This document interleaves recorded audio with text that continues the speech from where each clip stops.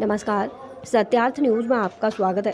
सारण जिले के दिघवारा थाना अंतर्गत शीतलपुर बस्ती जलाल में मेमोनिसा जी के आवास पर जन सुराज के जिला इकाई द्वारा शक्ति संवाद का सफल आयोजन किया गया। आयोजन स्थल पर बातचीत के कुछ अंश। सारण जिले से संवाददाता जयराम प्रसाद यादव की रिपोर्ट।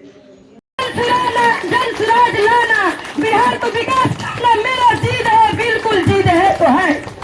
प्रशांत किशोर का सूत्रधार, उनकी मुंह को देखकर, उनकी शकल को देखकर, उनके चेहरे को देखकर और उनकी इतनी दूर दूर से चंपारण जिले से जा जाकर पैदल चल चल कर वो हिम्मत नहीं हारे, तो हम महिलाओं क्यों हिम्मत हारे?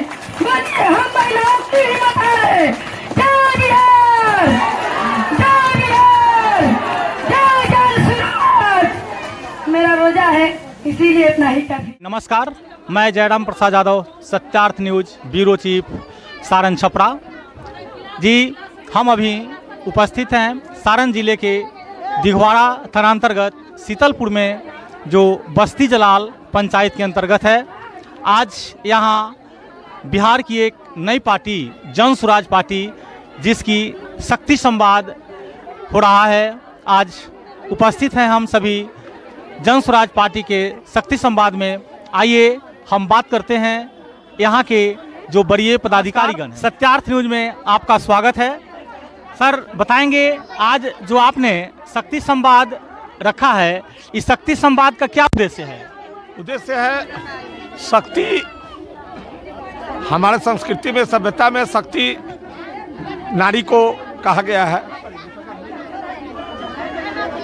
और उसी के क्रम में एक शक्ति संवाद का कार्यक्रम जो जन सुराज जो ये है, वो महिलाओं के लिए जो है शक्ति संवाद का कार्यक्रम को, महिलाओं की जो बैठक होती है, कार्यक्रम होती है, उसको शक्ति संवाद का नाम दिया गया है। यानी केवल यह बैठक महिलाओं के लिए आहूत की गई थी? जी, महिलाओं के लिए ही आहूत की गई। जी जी। आपका परिचय सर? मेरा नाम सुधीर सिंह भोला हुआ, सोनपुर के रहने वाले हैं, सोनपुर नगर पंचायत के। इस पार्टी में आपका क्या स्थान है सर?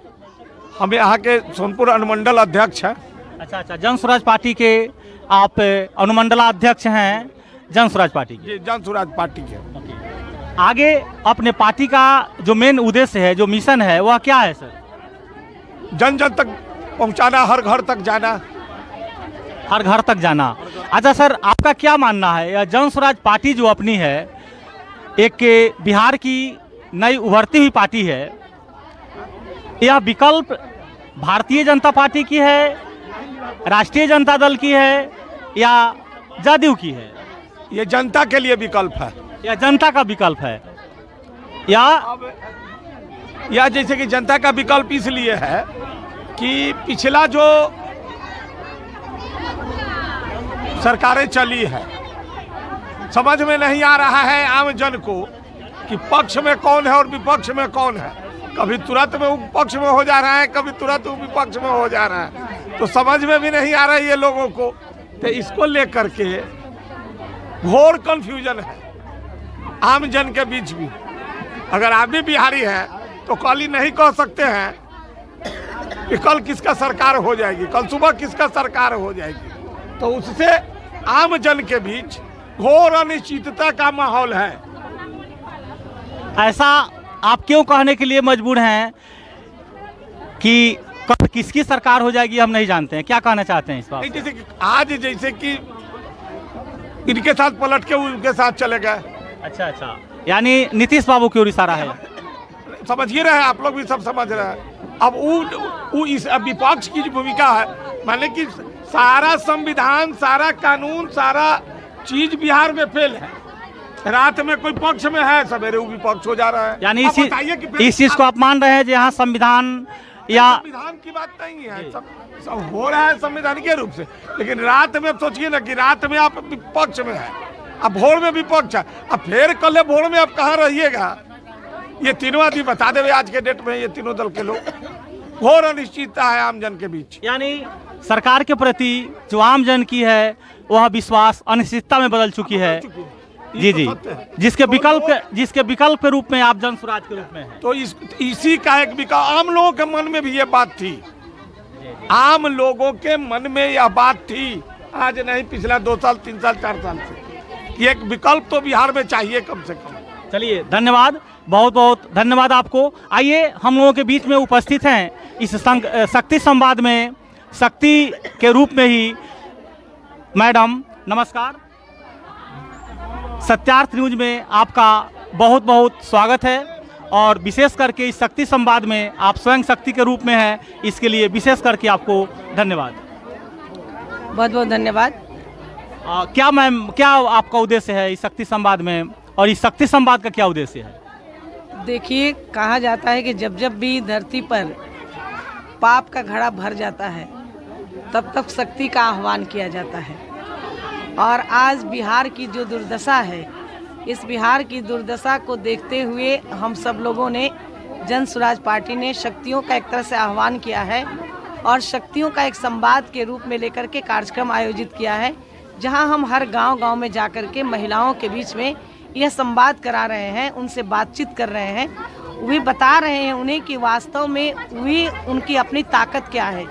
क्योंकि जो ताकत महिलाओं की है, जिस महिलाओं की वोट को लेकर के हमारे नीतीश बाबू इतना गर्वान्वित होते हैं, कहते हैं कि हमारे पास जीविका का वोट है, लेकिन नीतीश बाबू ये समझ नहीं पाते हैं कि ये उन महिलाओं का सम्मान भी होना चाहिए जिसके लिए आप इतना गर्वान्वित होते हैं। तो आज उस समय को देखते हुए आज जन स्वराज पार्टी ने एक महिलाओं को सम्मान भी दिया है और उसी सम्मान के स्वरूप एक महिलाओं के लिए यह एक शक्ति संवाद के रूप में कार्यक्रम लाया, जो हम लोग गांव-गांव में कार्यक्रम को कर रहे हैं। चलिए धन्यवाद। सबसे पहले हम जानना चाहेंगे मैम, आप अपना परिचय दीजिए। देखिए, मैं जन स्वराज पार्टी की कोर कमेटी की मैं सदस्य हूं और आपके सारण जिला की मैं प्रभारी हूं। इस सारण जिले के प्रभारी हैं आप। क्या नाम हो मैम आपका? मेरा नाम उर्मिला सिंह है। उर्मिला सिंह।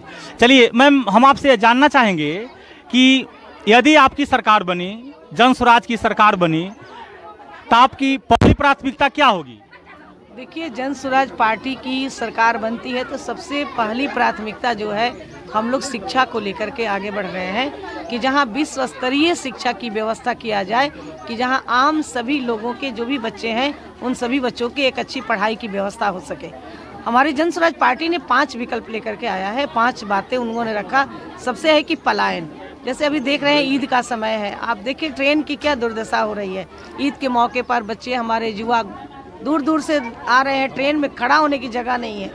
तो सबसे पहले पलायन को रोकना है कि पलायन को हम रोकेंगे और हमारी जन स्वराज पार्टी की सरकार आएगी तो ईद और होली में जो इस बार आ रहे हैं, तो सरकार बनने के बाद वे जब आएंगे दूसरी बार तो उन्हें फिर अपने कमाई के लिए किसी दूसरे राज्य में जाने की जरूरत नहीं पड़ेगी।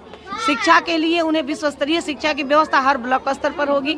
जब तक वह विद्यालय नहीं बन जाता है तब तक ले सभी लोगों को यह अधिकार होगा कि अपने बच्चों को प्राइवेट स्कूल में पढ़ाए और उनके खर्चे का वहन जन स्वराज पार्टी की सरकार करेगी। सभी लोगों के लिए 2000 वृद्धा पेंशन की व्यवस्था है कि जैसे ही सरकार बनेगी कि हमारे जो भी 60 साल से उम्र के भाई बहन हैं उन सभी बुजुर्गों के लिए 2000 पेंशन की व्यवस्था की जाएगी। किसानों के लिए मजदूरों की व्यवस्था, जो मनरेगा के हमारे मजदूर हैं उन्हें हम किसानों के लिए देंगे कि ताकि वे किसान खेती आराम से कर सके। तो ये हमारा 5 मुद्दा है।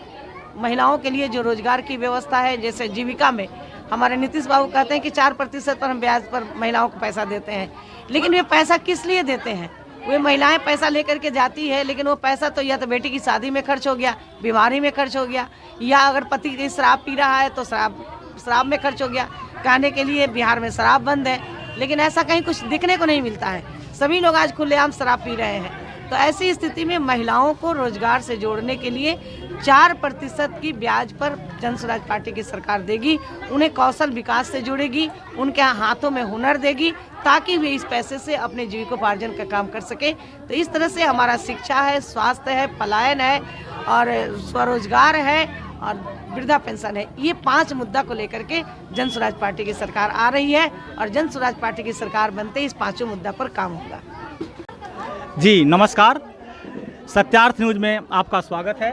जी बहुत बहुत धन्यवाद। और सबसे पहले मैं आपको रमज़ान की इस पावन महीने की बधाई देना चाहूँगा। Thank you.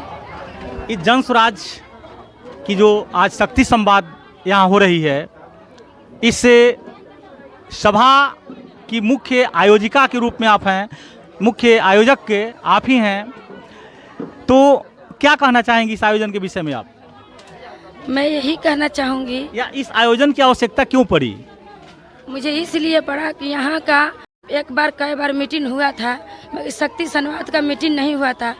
शक्ति संवाद का मीटिंग इसलिए कराए हैं कि जितने भी जहाँ जहाँ मैं महिलाओं को जोड़ी हूँ उनको थोड़ा और मेरे लीडर लोग समझाएं और अपने स्तर से समझाएं, ताकि उन लोगों के और अधिकार के लिए जागरूक होना चाहिए कि हमारे बच्चों के अधिकार के लिए क्या है। जन स्वराज की ये जो सूत्रधार है, ये जो उनकी सोच है, महिलाओं की थोड़ा और दिल में मोहब्बत जागे और जागरूकता जागे, इसीलिए मैं शक्ति संवाद का मीटिंग बैठक रखवाई।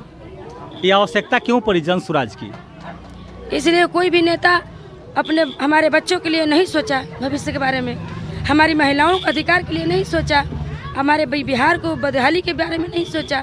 प्रशांत किशोर जन स्वराज ने सोचा महिलाओं के अधिकार के देखने के लिए, मेरे बच्चों को अधिकार के लिए, बच्चों को जो अधिकार है, जो पलायन दूर करने के लिए, जो हमारे बच्चे जाते हैं बाहर कमाने के लिए, जो बाहर ना जाए, यहीं पे कमाए, यहीं पे फैक्ट्री खुले, ईद दशहरा छठ यहीं पे मनाए और अपने माँ बाप परिवार के सामने रहें। इसीलिए जन स्वराज के लिए हम लोग बहुत अच्छा धन्यवाद मानते हैं। जन स्वराज को पार्टी अटेंड करते हैं और अच्छा उसको मजबूती से बनाना चाहते हैं और सब बिहार में लाना भी चाहते हैं। यानी जन स्वराज का जो उसका मेन उद्देश्य है, उस उद्देश्य से आप संतुष्ट हैं और आप यहाँ की सरकार को बदलना चाह रहे हैं? बिल्कुल, हम यहाँ के सरकार के इसलिए बदलना चाहते हैं। बहुत सरकार देख लिए, 14 साल से 40 साल से कितना सरकार आया, सब कोई आया, सरकार आते गया जाते गया, भाई कोई बिहार के बारे में नहीं सोचा। जो भी आया अपना मुल्क चमकाया, गुजरात चमकाया, दिल्ली चमकाया, कलकत्ता चमकाया, पर हमारा बिहार को नहीं चमकाया। सोने की चिड़िया कहलाने वाली बिहार अति पिछड़ा राज्य बनती गई। बाकी जन स्वराज हमारे बिहार के बारे में सोचा, इसीलिए हम लोग बिहार के रहने वाले हैं। हमारे बच्चों को अगर भविष्य बन जाए, हमारा अधिकार बन जाए, जो महिलाओं को बेलना चौकी चलाने वाली है, और आज हमारे प्रशांत किशोर जी महिलाओं के अधिकार को लड़ने के लिए दिल से डर निकाल दिए, अपने अधिकार के लिए लड़ सकती है और जा सकती है। जन स्वराज इसीलिए अपनाई है। चलिए, बहुत बहुत धन्यवाद। पुनः मैं आपको एक बार रमजान की हार्दिक बधाई देना चाह रहा हूँ। नमस्कार। सत्यार्थ न्यूज, जयराम प्रसाद।